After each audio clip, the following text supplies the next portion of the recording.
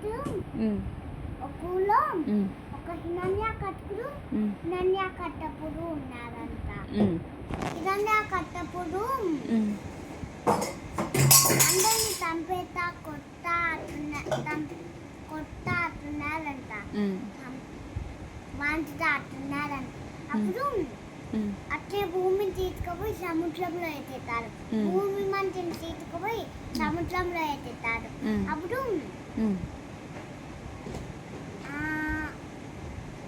బ్రహ్మస్వామి తుమ్ముతారు, దాంట్లో అడవి పండుతుంది. తర్వాత పెద్దగా పెరిగి వరహస్వామై భూమిని తీసుకుపోయి పైన వాళ్ళ అమ్మకి చేసి పోయి ఫైటింగ్ చేసి చంపేస్తారు, చచ్చిపోతారు. హిరణ్యకశిపుడికి కోపం అవుతారు, కోపం వాళ్ళందరికీ. అప్పుడు బ్రహ్మదేవ్ శివుని దండం పెట్టుకుంటారు. అప్పుడు శివుడు వస్తారు, నీకేం వరం కావాలి కోరుకో అని చెప్తున్నారు. అప్పుడు మంచులు, జంతువులు, రాక్షసులు నన్ను ఏంటంటే చంపి ఉండకూడదు అని చెప్పినారు హిరణ్యకశిపుడు. అప్పుడు లేదాటు అని చేస్తారు, పోతారు. అప్పుడు బలం వచ్చిందని అందరినీ పెట్టానంట. వాళ్ళ భార్య ఏమో విష్ణుని ప్రేమిస్తాను, అప్పుడు పూజిస్తారు. అప్పుడు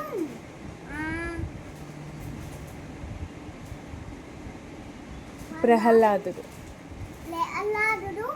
అన్ని వింటాడు బాబు. అప్పుడు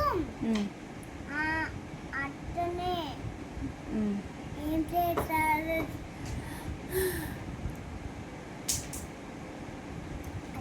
చేస్తారంటే ఓం నమో భగవతే వాసుదేవాయ నమః అంటారు పెద్దయినాక. అప్పుడు హిరణ్యకశిపుడు అట్టనచ్చు అని చెప్తారు. అప్పుడు వీళ్ళ మాట అట్టంతానే ఉన్నారు. హిరణ్యకశిపుడు కోపం వచ్చి ఏనుగులతో తొక్కిస్తారు, విష్ణు కాపాడతారు. అప్పుడు పై నుంచి కింద పడేస్తారు, విష్ణు కాపాడతారు.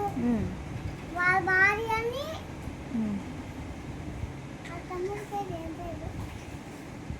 హిరణ్యకశిపుడు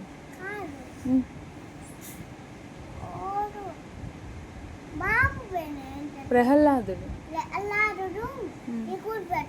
పెట్టినాడు. అప్పుడు వాళ్ళ భార్య చచ్చిపోయింది.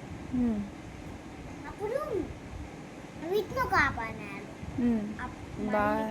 వాళ్ళ అత్త.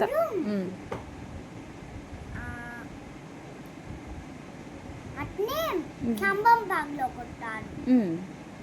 దాంట్లో నుంచి లైట్స్ వెళ్ళి నరసింహ స్వామి వస్తారు, సింహం స్వామి వచ్చి